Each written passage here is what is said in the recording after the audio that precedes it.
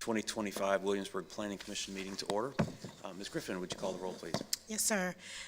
Bo? Here. Mr. Hamilton? Here. Mr. Tarley? Here. Mr. Boswell? Here. Mr. Granger? Mrs. Liebel? Here. And Mr. Phillips. Here. Thank you.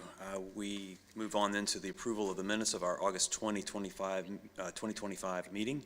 The minutes were posted. Are there any changes requested to the posted minutes? If not, I will ask, is there a motion to approve the August 2025 minutes as submitted? So moved. Second. Ms. Bo? Aye. Mr. Hamilton? Aye. Mr. Tarley? Aye. Mr. Boswell? Aye. Mrs. Liebel? Aye. And Mr. Phillips. Abstain. Okay, thank you.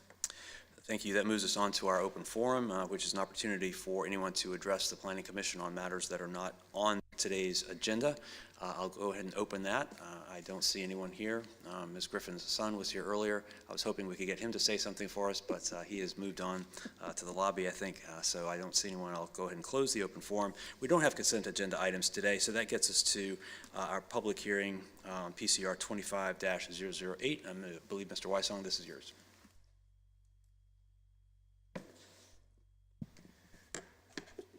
Thank you, Mr. Chairman, and good afternoon to the Commission. I'll be presenting PCR 25-008.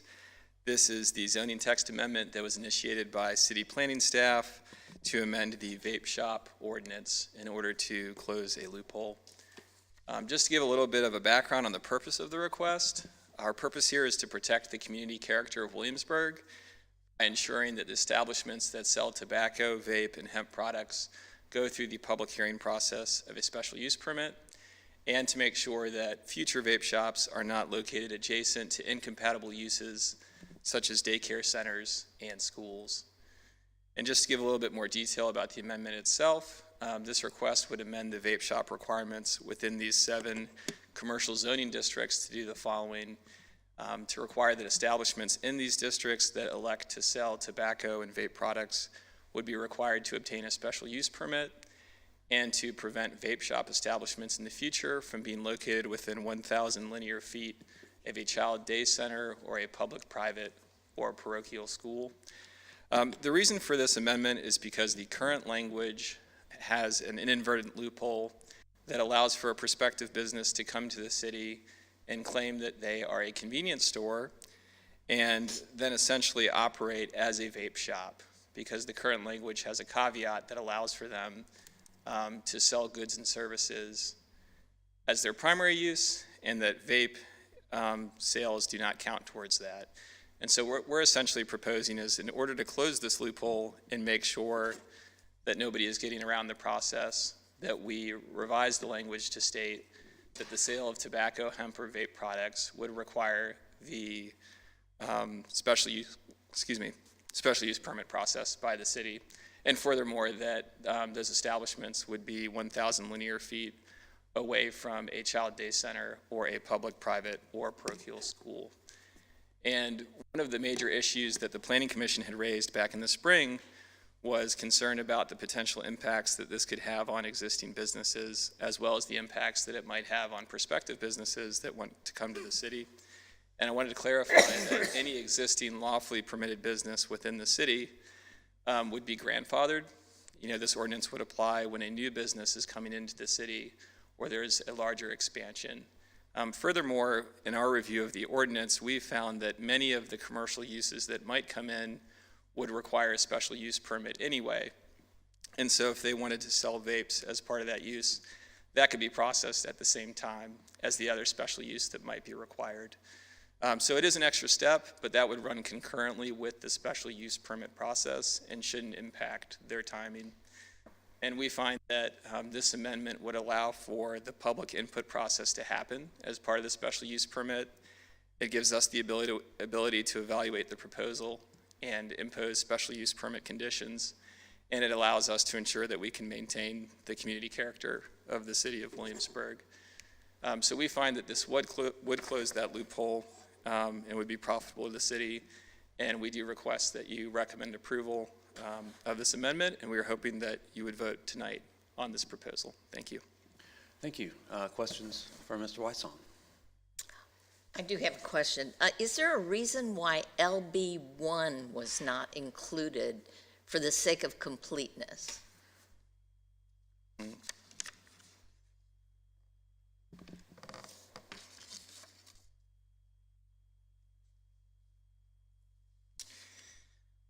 I don't believe that's an oversight. I don't have an answer available as to why that was not included within the language. Tavia, I don't know if you have some Yes. context there. I do. So LB1 currently does not have the allowance of vape shops, and I believe not also the allowance of convenience stores, and so we did not add it. When we initially did the vape shop ordinance in '22, that was also not a part of that process then. So we didn't add it to this. We're amending just what was changed in '22. And the only reason why I suggest that is I took a look at the permitted uses for LB1, and retail sales establishments are permitted in LB1. And granted, I just looked at maybe 8 or 10 properties, and they're mainly residential. But in terms of the sort of cut point that you'd use to talk about retail sales are permitted in buildings with less than 10,000 square feet, and when the retail use is less than 5,000 square feet, and it's allowed by right. On page 3, that's what it says.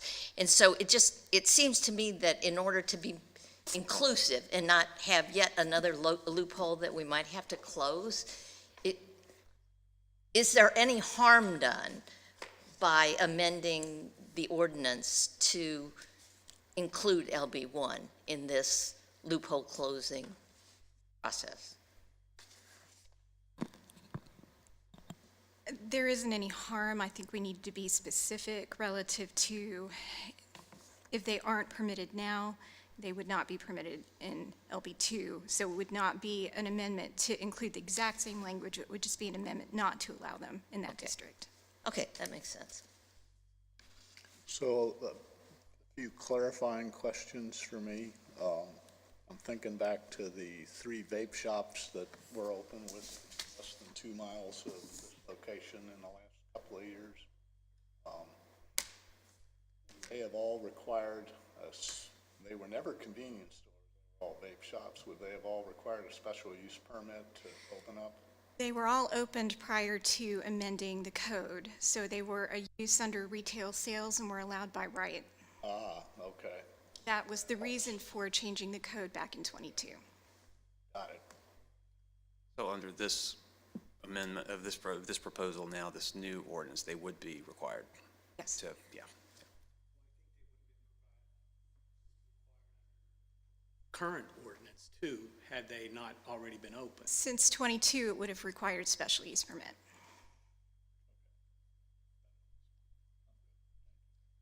Bill, questions? Carl? No, I have similar, it's better than the last time.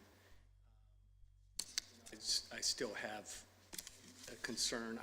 The statutory requirement with respect to the distance from child care centers, I would doubt that there's a place in Williamsburg that is less than 1,000 feet from a child care center.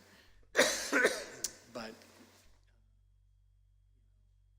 I just have concerns that true grocery stores, recognized chains, have one more step they have to go through in order to open. That's still my concern.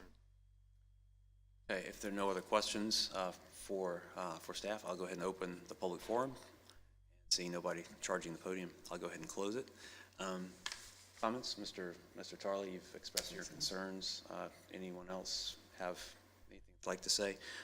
I think this is a much better approach than what we were looking at the first time, and particularly with Chief Dunn's comments about the need for an ordinance like this.